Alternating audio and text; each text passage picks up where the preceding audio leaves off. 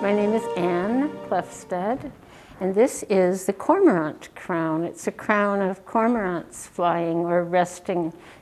It's carbonized. It's carved from white cedar and then burnt and brushed and oiled. It's about celebrating the birds, the cormorants, the ragged, black, scavenging birds, at the same time mourning the struggles they have to go through because of our resource use. So that's the crown. The white cedar is a wonderful carving wood, but it's also, it has local significance. You know, white cedar is a powerful factor in, you know, the culture in this region, this boreal region all over. If you look at Lakota or Ojibwe regalia, you know, or just ordinary clothes, it's like the clothes of a king or queen, you know. And this is also true in Norway, which is also a non-hierarchical society. People who live on the land and who are skilled in crafts make clothes that are so beautiful. And they do make crowns for themselves, you know. So the very idea of this bridal crown was really intriguing to me. I've always been really in love with that kind of clothing. Clothing embedded in culture. The other crowns here are just stunning. The range of interpretations that people have brought is incredible, you know. It was a really inspired idea for a show. My name is Cindy Eriksmoen, and I have a crown here. It is based on Sami heritage. It's a picture that I found in a museum in Norway. These were worn it was worn as a wedding crown by the Sami brides. The birch trees are as common over there as they are over here, and so it was a great resource for them. The birch is has a lot of preservative qualities to it, which is why oftentimes when you find birch bark logs in the woods, the center's decayed and the birch bark stays intact. They also had silver mines. The Nordic people believed that silver protects them from evil. They did have mischievous little elves, we would say. What they felt is anything evil would see the reflection in the silver, and therefore silver is supposed to protect them. So the crown is made of birch bark. There is a silver-colored metal, which is braided, which is very traditional to the Nordic people and the Samis. On the back, I have a piece of reindeer leather on here that is actually imported from Sweden, so it is the real deal. I have a passion for the Sami people because my grandmother is from northern Sweden, so she is part Sami. And being I am Sami, I feel like I'm bonding with this. And I thought this would be a nice creative challenge. It gets those juices flowing.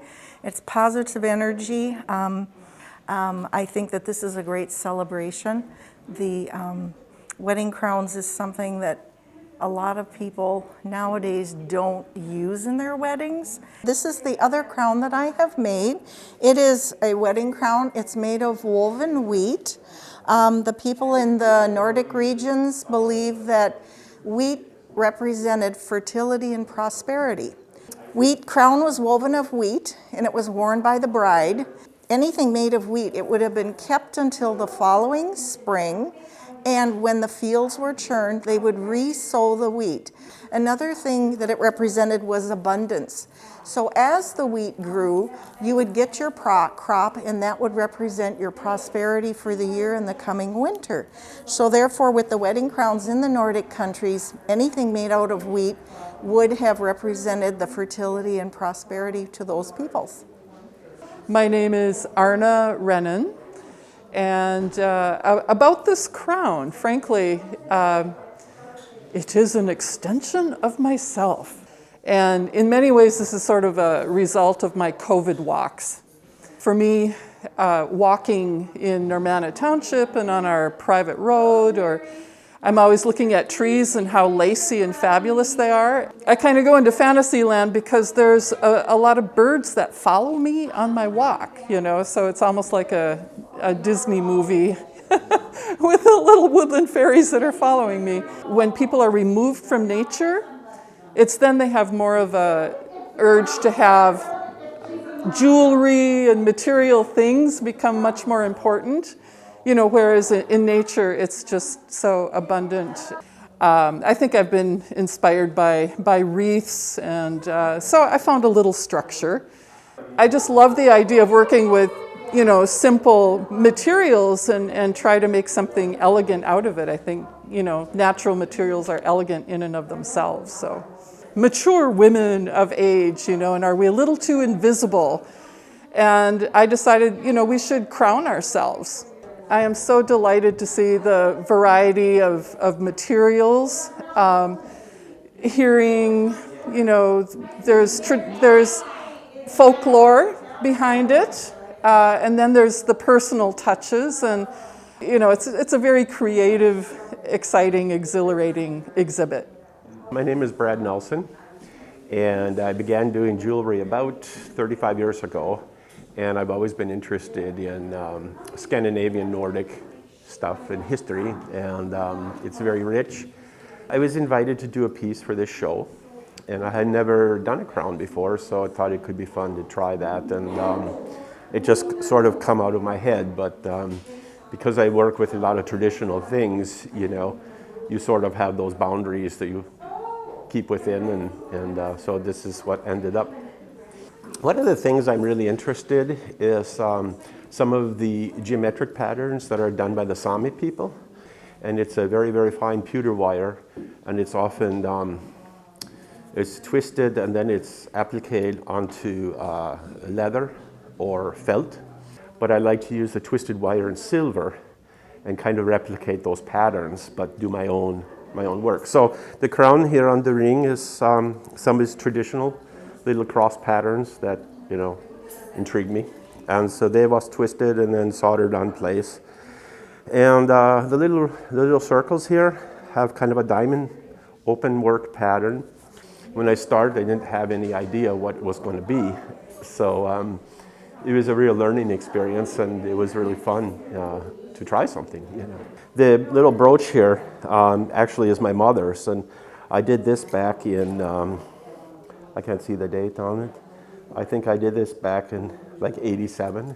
You know, being asked if I would make a piece for the show was a good incentive for me to do something. I've always thought of making a crown, and just you never get to it, and all you need is the excuse. And so it was good, you know, that I got asked, you know, if I would like to, and so here I am.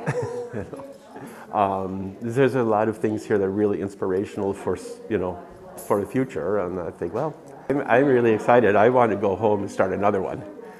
My name is Allison Ani, and I created 3 papier-mâché bridal ladies.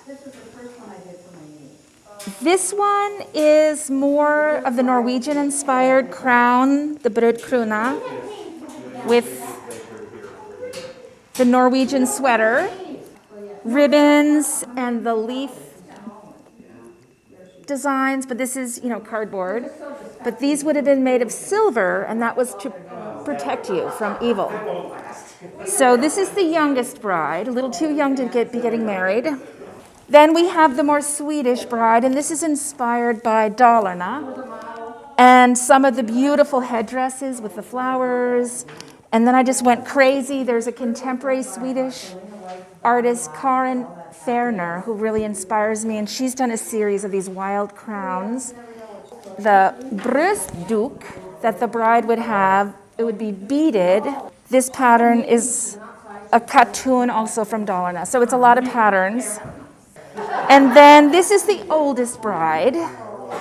She's the bestemor, and sort of almost a Finnish, kind of with the birch. And then she also has a little bit of Swedish design up here. So it's kind of a Norwegian-Swedish blend with a very fancy silly solia with the spoons and the pot, just having fun. Kind of faux jingle, birch, winter motif.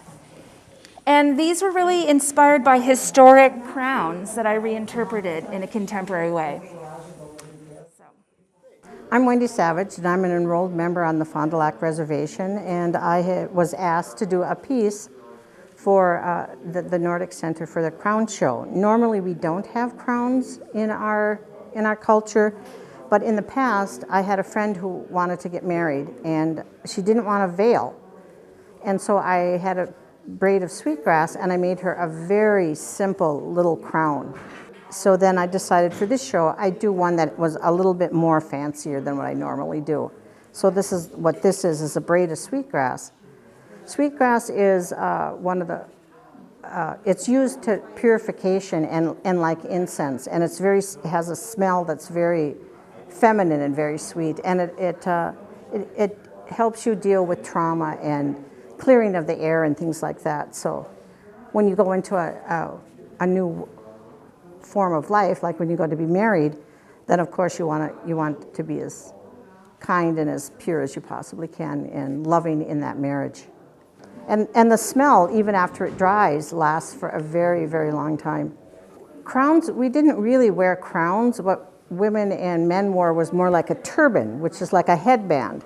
But now today, in contemporary powwows, you have fully beaded crowns and things like that. But that's the joy of culture and tradition.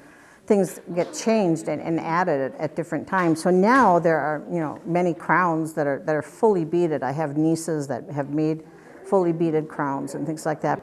But you have to earn that crown. You just can't make a crown. There are certain things and steps that they have to take to earn that crown. And then most of the powwows have like a brave and a princess. And then they have specific duties that they have to do all year long after they get their crown. And then they're always going in like behind the flags, the braves and the princesses. So I had worked in the past with Allison and the board, and we wanted to be a little more inclusive and getting all cultures together. And there is unity in cultures. If, you look at hats. Everyone had a hat. Everyone wore shirts. Everyone decorated. And that's what makes it nice is the universal art forms that we all share together. And the more that people accept each other and the more we learn about different cultures, the better it is for the world today. Oh, I think some of the work is just fabulous. The expression, the individual expression, we have many different types of crowns, from the beautiful silver work into the wire work to a human hair crown. We have some felted things, and then mine with sweetgrass. So it's going to be an exciting show to see many multimedias expressed into crowns. My name is Anita Jan. I'm a fiber artist from the Twin Cities, and here is my crown, a wedding crown. It's an old Finnish tradition to have a wedding called crown wedding, which means that there are 2 crowns, 2 wedding dresses, black and white, and the wedding lasts for 3 days. The bride here is a nature spirit. In an old, very, very old Finnish religion before Christianity, everything in the nature had a spirit. It was a fantastic idea because I like these kind of challenges, because it makes me think in different ways, more creatively, because I'm aiming at something and it gives me totally free hand. So not only did I make a crown, but behind her here is something called a cape of blessings that her godmother, who is the moon goddess, gave to her, and it's full of all kinds of meanings, a lot of flowers which each have a blessing for her. I'm Marlene Wisry. I'm the chair of the Sami Cultural Center of North America here in Duluth, and I brought in a Sami hat, a typical northern Sami woman's hat. And these are often worn for bridal purposes with a silver tiara over them. Well, it's part of their traditional dress, or gakti. They'd be hand sewn, and this particular one has a lot of braid trim on it. Some of them are a little more simple, and the Southern Sami hats are very simple without the added braid. The Sami colors are said to be red, blue, yellow, and green, and they reflect the colors of nature, to some extent, and the Sami traditional clothing. Oh, I think it's important, if you're talking about Nordic crowns, to have the Sami people represented, since they are certainly a part of Nordic culture. The other crowns are very lovely. It's interesting to see all the imaginative things that people have done with the concept of the crown. My name is Karen Keenan, and this is a crown made of human hair. In the tradition of Swedish hair jewelry, it uses some of the characteristics of the hairwork style from a small village in Sweden called Vomhus in Dalarna province. And these are wooden beads covered in hair, and that's one of the distinguishing characteristics of Vomhus jewelry. I learned traditional hair jewelry in Vomhus, and the reason is because my grandfather was from that village, and they only teach it to people who have ancestry from that village. I named this crown Vom after the river Vom because in my mind I think about a river as flowing from one place to another. And when I went to study in Vomhus, I felt that strong current. So I feel a part of the village. Everybody has a right to beauty. And in the village of Vomhus, there weren't a lot of resources. They didn't have silver and they didn't have gold. They didn't have precious metals. But they did have hair as a resource, and they were very, very good weavers. I love danglies. So anytime I can use an opportunity to put something that moves, I will capitalize on it. So these are beads that I had in my stash, you know.